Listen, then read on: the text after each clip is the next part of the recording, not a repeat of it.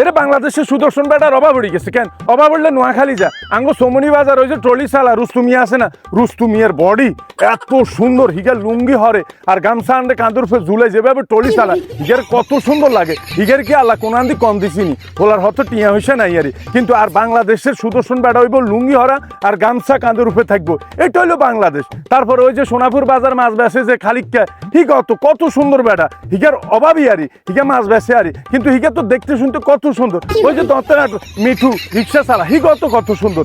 আহারে লজ্জারে, প্রবাসে থাকি এত লজ্জা লাগতেছে যে বাংলাদেশের সুদর্শন বেড়া না বেড়ি। হ্যাঁ হিগার কি লুঙ্গি হইলে কে জানি, লুঙ্গি হরণ লাগবো নি, আর হিগা লুঙ্গি হইতে পারেনি, গিরান জানিনি, আমি সেইটাও জানিনি যে বেড়া না বেড়ি। আমি কইতে ইত্যান্ন মাগো মা কি শর্মের ব্যাপার, আল্লাহ আল্লাহ আল্লাহ, ইগা বুঝি সুদর্শন বেড়া।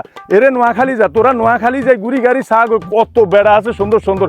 আগামী বছর নোয়াখালী তো সুদর্শন বেড়া লইবি, তাহলে দেখবি সারা ওয়ার্ল্ড প্রশংসা করবো, বুঝছো নি? এই হলো কথা। ধন্যবাদ।